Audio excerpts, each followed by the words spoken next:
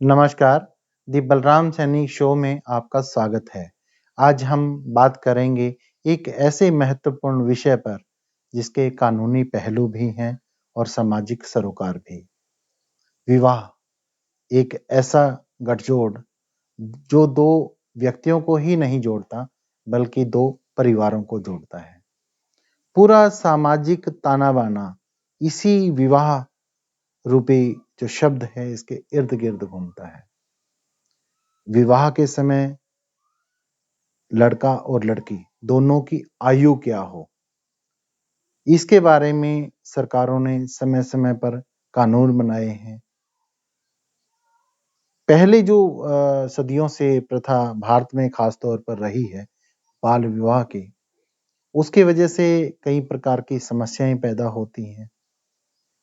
जब एक आयु से पहले लड़का और लड़की ना तो शारीरिक तौर पर, ना ही मानसिक तौर पर विवाह के लिए तैयार होते हैं। तो इसलिए अंग्रेजों ने 1929 में इस बात पर विचार किया, सोचा। कुछ हमारे जो सामाजिक कार्यकर्ता, समाज सुधारक उस समय के, उन्होंने भी सरकार को इसके लिए आग्रह किया कि कोई एक ऐसा कानून लाया जाए, जिसके तहत जो बाल विवाह जैसी जो कुरीति है, उससे निजात दिलाई जा सके। इसलिए 1929 में कानून आया, बाल विवाह को बैन कर दिया गया, प्रतिबंधित कर दिया गया। उस समय की सरकार ने लड़के के लिए आयु 18 वर्ष और लड़की के लिए न्यूनतम आयु 14 वर्ष निर्धारित की। बाद में इसमें बदलाव होता चला गया। समय के साथ इसमें बदलाव हुए, संशोधन हुए। 1978 में उस समय की जनता पार्टी सरकार ने इसमें एक संशोधन किया, जिसके तहत लड़के की आयु 18 से बढ़ाकर 21 वर्ष कर दी गई और लड़की की आयु 14 वर्ष से बढ़ाकर 18 वर्ष कर दी गई। उसके बाद 2006 में डॉक्टर मनमोहन सिंह सरकार ने एक और कानून लाया, जिसके तहत आयु में तो नहीं बदलाव किया गया, लेकिन जो उस कानून का उल्लंघन करता है, उसके लिए सजा का प्रावधान सख्त सजा का प्रावधान कर दिया गया, जिसके तहत अगर कोई व्यक्ति नाबालिग बच्चा जिसकी आयु लड़की की आयु 18 वर्ष से कम हो और लड़के की आयु 21 वर्ष से कम है, ऐसी शादी को कोई प्रोत्साहित करता है या कोई माता-पिता अपने बच्चों की ऐसे शादी करता है, तो उसके लिए सजा का प्रावधान इस प्रकार से किया गया कि ऐसे व्यक्तियों को जो इस कानून का उल्लंघन करते हैं, उनको 2 वर्ष तक की सश्रम सजा मतलब कैद और 1 लाख रुपए तक के जुर्माने का प्रावधान। अब नरेंद्र मोदी सरकार ने इसमें एक और संशोधन लाने की तैयारी कर ली है। इस कानून में संशोधन होगा, इसके संकेत केंद्रीय वित्त मंत्री निर्मला सीतारमण ने अपने बजट भाषण के दौरान ही दे दिए थे। इसके बाद 4 जून 2020 को केंद्रीय महिला एवं बाल विकास मंत्रालय ने इसके लिए एक कमेटी का गठन किया, जिसकी अध्यक्षता जया जेटली को सौंपी गई। इस कमेटी में नीति आयोग के सदस्य भी हैं। इसमें स्वास्थ्य एवं परिवार कल्याण मंत्रालय के सदस्य भी हैं, महिला एवं बाल विकास मंत्रालय के सदस्य भी हैं, उच्च शिक्षा विभाग के भी लोग हैं और स्कूल शिक्षा विभाग के भी। इसमें साक्षरता विभाग के एक्सपर्ट्स को भी शामिल किया गया है और दूसरे कुछ प्राइवेट एक्सपर्ट्स गुजरात से, महाराष्ट्र से और नई दिल्ली से भी लिए गए हैं। इनका मकसद क्या है? इनको क्या काम सौंपा गया है? इनको यह एग्जामिन करना है कि हमारे देश में हालांकि बहुत फर्क पड़ा पिछले कुछ सालों में, जो है शिशु मृत्यु दर और जो जच्चा बच्चा, जो महिला जिसका प्रसव के दौरान जिसकी डेथ होती थी, तो वो मातृ जो मृत्यु दर है उसमें काफी कमी आई है। लेकिन फिर भी यह समस्या क्यों है? जब हम 21वीं सदी में होने का दावा करते हैं, जब हम नई नई टेक्नोलॉजी लाने का दावा करते हैं, तो फिर भी यह एक ऐसा समय क्यों होता है जो जच्चा बच्चा के लिए खतरा साबित होता है?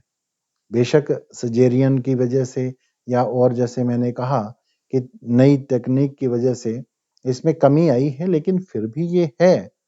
तो इस चीज पर पूरी तरह से अंकुश लगाने के लिए ये जो शिशु मृत्यु दर, जिसको IMR बोलते हैं, जो मातृ मृत्यु दर जिसको MMR बोलते हैं, जो कुल प्रजनन दर जिसको TFR बोलते हैं, और जन्म के समय लिंग अनुपात जिसको SRB बोलते हैं, बाल लिंग अनुपात जिसको CSR बोलते हैं।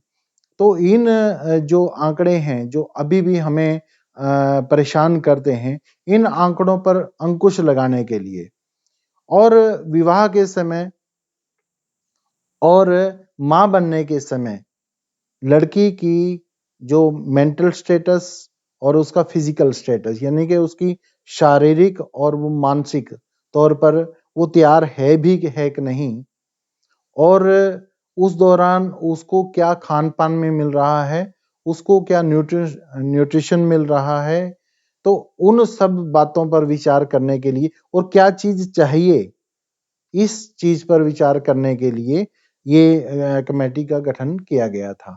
इसके अलावा हम देखते हैं कि जो बहुत सारी बच्चियां इसलिए नहीं पढ़ पाती हैं क्योंकि जो है उनके घर वालों को ये लगता है कि लड़की के हाथ पीले कर दिए हम सामाजिक जो हमारी जिम्मेवारियां हैं उनसे मुक्त हो जाएंगे, तो इसलिए भी बहुत सारी बच्चियां ना पढ़ पाती हैं ना आगे बढ़ पाती हैं। तो उन सारी चीजों पर विचार करने के लिए ये कमेटी बनी, ताकि हम कानून के माध्यम से लोगों को इसके लिए बाध्य करें कि वो अपनी बच्ची की शादी जो है वो सही समय पर ही करें, उससे पहले ना करें। तो इसके अलावा ठीक है, कानून भी बन जाएगा। इसके अलावा हमें सामाजिक तौर पर भी इसमें जागरूकता अभियान चलाने की जरूरत है। अब कमेटी जो है उसने इन सभी पहलुओं पर विचार किया और अपनी रिपोर्ट सरकार को सौंप दी। सूत्र बताते हैं कि ये कमेटी ने अपनी रिपोर्ट में कहा है कि जो लड़की है उसकी विवाह के समय आयु 21 वर्ष होनी चाहिए। लड़के की पहले से 21 वर्ष की आयु है, तो अगर लड़की की भी आयु 21 वर्ष होगी तो उसमें समान जो है अवसर दोनों को ही मिलेंगे आगे बढ़ने के, पढ़ने लिखने के। क्योंकि हम देखते हैं कि 16 वर्ष की उम्र में बच्चा मैट्रिक करता है, उसके बाद 18 वर्ष की आयु में वो +2 करता है, तो 21 वर्ष की आयु में वो ग्रेजुएशन करता है। अब जब ये 18 वर्ष की आयु निर्धारित थी लड़कियों के लिए, तो बहुत सारे लोग लड़की को +2 करवाते थे और एकदम से शादी कर देते थे। उसके बाद उसके कारण जो लड़की पढ़ना चाहती है, आगे ग्रेजुएशन करना चाहती है या कोई प्रोफेशनल कोर्स करना चाहती है, तो उस चीज से वंचित हो जाती थी। अब जब ये कानून आएगा जैसी उम्मीद की जा रही है, अगर लड़की की जो मिनिमम एज है शादी के लिए उसमें अगर बढ़ोतरी होती है, तो लड़की अपने सपने पूरे करने की और एक कदम और अग्रसर होगी और उसको वही अवसर प्राप्त होंगे जो लड़कों को प्राप्त हैं। ऐसे में लड़की हायर एजुकेशन हासिल कर पाएगी, वो ग्रेजुएशन करेगी, वो उससे आगे भी जब माता पिता को ये लगेगा कि लड़की पढ़ने में अच्छी है, तो शायद वो 21 वर्ष के बाद भी उसको पढ़ने का मौका देंगे, आगे बढ़ने का मौका देंगे। तो इस प्रकार से जो लड़कियों के लिए एक प्रोफेशनल कोर्सेज के और ग्रेजुएशन, पोस्ट ग्रेजुएशन उसमें जाने का जो एक बहुत बड़ी बाध्यता थी, वो मुझे लगता है कि इस कानून के आने से काफ़ी हद तक कम हो जाएगी। अब सवाल ये उठता है कि ये जो कानून हमारे यहाँ है कि आप पहले 18 साल और 21 साल की एज है और अभी शायद ऐसा हो कि लड़के और लड़की दोनों के लिए 21 साल की सीमा निर्धारित हो जाए, आयु सीमा। तो हम ये सोचेंगे कि इससे क्या फ़ायदा होगा? इससे एक तो जैसे मैंने बताया कि जो कुपोषण की समस्या वो खत्म हो गई। लड़की जो है माँ बनने के लिए शारीरिक, मानसिक तौर पर तैयार होगी। हायर एजुकेशन के लिए उसके रास्ते खुलेंगे और एक समाज में एक बड़ा बदलाव आएगा क्योंकि जब साक्षरता दर हमारी आगे बढ़ेगी, ऐसा माना जाता है कि जब एक आदमी पढ़ता है, तो सिर्फ़ वो ही पढ़ता है। लेकिन जब एक लड़की शिक्षित होती है, वो पढ़ाई-लिखाई करती है, तो पूरा परिवार पढ़ लेता है। क्योंकि हर एक बच्चे की जो पहला गुरु है, वो उसकी माँ होती है। जब लड़की पढ़ी-लिखी होगी, तो वो अपने बच्चों को भी अच्छे से पढ़ा-लिखा सकेगी। तो एक ये सामाजिक बदलाव इससे उम्मीद की जा सकती है। उसके बाद जो दूसरी बात ये है कि जब 18 साल की उम्र भी बेशक निर्धारित कर दी थी सरकार ने, उसके बावजूद भी बहुत सारे जो कम पढ़े-लिखे इलाके हैं, जो पिछड़े इलाके हैं, जहाँ पे साक्षरता दर भी कम है, जहाँ पे आर्थिक तौर पर भी जो पिछड़े हुए हैं, वहाँ पे लड़कियों को फिर भी जो निर्धारित 18 साल की आयु है, उससे कम आयु में शादी कर दी जाती थी। यूनिसेफ ने एक सर्वे किया 2018 में, उसमें ये पाया गया कि 7% लड़कियां ऐसी थी जो 15 वर्ष की आयु तक ही ब्याह दी गई थी।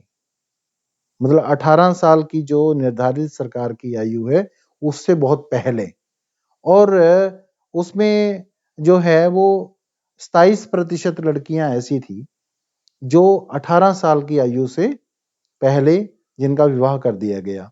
तो इस प्रकार से वायलेशन तो पहले भी हो रहा है।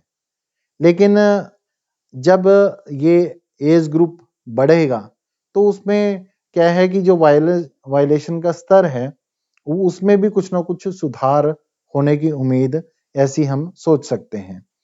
अब आपके मन में एक सवाल आ रहा होगा कि हमारे देश में तो अभी तक 18 और 21 वर्ष की आयु है। दूसरे देशों में क्या हाल है? दूसरे देशों में जो एज लिमिट है शादी के लिए, वो कितनी है? और वहाँ पे क्या-क्या नियम है? तो हम आपको बता दें कि पूरी दुनिया में अलग-अलग देशों में 14 वर्ष से लेकर और 22 वर्ष तक जो है वो लिमिट निर्धारित की गई है। ज़्यादातर देश ऐसे हैं जो 14 वर्ष से लेकर 21 वर्ष तक की कैटेगरी में आते हैं, श्रेणी में आते हैं और सिर्फ चीन ही ऐसा देश है जहाँ पे लड़कों के लिए शादी के लिए निर्धारित जो उम्र मिनिमम एज वो 22 वर्ष है। इसके अलावा दुनिया में कोई भी ऐसा देश नहीं है जहाँ पे इतनी आयु रखी हो। 21 वर्ष की आयु बहुत सारे देशों ने रखी हुई। तो एक इसमें जो सबसे इंटरेस्टिंग पहलू है, दिलचस्प पहलू ये है कि बहुत सारे देश ऐसे हैं जहाँ पे पेरेंट्स की अनुमति के अनुसार, माता-पिता की अनुमति, उनकी सहमति के अनुसार जो है वो शादी के लिए आयु निर्धारित की गई है। अगर तो माता-पिता की सहमति होगी, तो न्यूनतम आयु जो बच्चे की शादी की है, वो कम होगी। लेकिन अगर सहमति नहीं होगी, कोई जो बच्चे अपनी मर्ज़ी से शादी करवाते हैं, तो उनके लिए सरकार ने ज़्यादा एज निर्धारित की हुई है, ताकि वो अगर अपने आप से संभल वो शादी कराते हैं तो वो मानसिक तौर पर इतने परिपक्व हों कि वो इसके बाद की जो परिस्थितियां हैं उनको आसानी से उनका सामना कर पाएं। कुछ देश हैं जैसे उदाहरण के तौर पर ऑस्ट्रेलिया है, ब्राजील है, बुल्गारिया है, कनाडा है, इटली है, जमाइका है, चिली है, जिम्बाब्वे है, मकाओ है, क्रोएशिया है, साइप्रस है, बहुत सारे ऐसे हैं, ऑस्ट्रिया है। तो ये उन देशों में शामिल है जहां लड़के की आयु और लड़की की आयु, अगर वो माँ बाप की सहमति से शादी करते हैं तो उनकी जो मिनिमम एज, न्यूनतम आयु जो है वो 16 वर्ष है। अगर वो अपनी मर्जी से शादी करते हैं तो 18 वर्ष है। इसी प्रकार से और कई देश हैं, इनमें अलग अलग आयु वर्ग हैं, लेकिन अगर माँ बाप की मर्जी से करते हैं तो कम एज रखी हुई है, क्योंकि उनको कोई संभालने वाला, कोई समझाने वाला, मतलब ये सोच है कि उनको संभालने वाला कोई होगा अगर कोई उनका डिस्प्यूट हो जाता है। तो अगर वो अपनी मर्जी से करते हैं तो ज्यादा ये है। इस लिस्ट में अफगानिस्तान का नाम आता है, जापान का नाम आता है, हांगकांग है, कोलंबिया है, कांगो है, क्यूबा है, मिस्र है, फिजी है, ग्रीनलैंड है, हंगरी है, इराक है, अजरबैजान है, बहामास है, बेल्जियम है। तो ये बहुत लंबी लिस्ट है जिसमें माँ बाप की मर्जी के अनुसार अलग आयु निर्धारित की गई है, और अगर अपनी मर्जी से अपनी मर्जी से कोई शादी कराता है बच्चे, तो उनके लिए अलग आयु सीमा निर्धारित की गई है। तो निश्चित तौर पर अभी कानून बना नहीं है, अभी सिर्फ सिफारिशें हुई हैं, सरकार इस पर विचार करेगी। हो सकता है कानून बने, हो सकता है ना भी बने, लेकिन अगर ये कानून बनता है तो कई पहलुओं के अनुसार ये एक सकारात्मक कदम होगा। निश्चित तौर पर नारी उत्थान के लिए अच्छा कदम होगा, हायर एजुकेशन के लिए अच्छा कदम होगा, शारीरिक और मानसिक तौर पर जो है वो लड़की अच्छे से तैयार होगी, जिससे बच्चे भी स्वस्थ पैदा होंगे, लड़की भी स्वस्थ रहेगी, और जिससे जो हमारा ये जो जन्म के समय, बच्चे के जन्म के समय शिशु मृत्यु दर और जो महिला माँ है उसका मृत्यु दर, उसमें भी निश्चित तौर पर कमी आएगी। तो आज के वीडियो में सिर्फ इतना ही। Thank you. जय हिंद, जय भारत।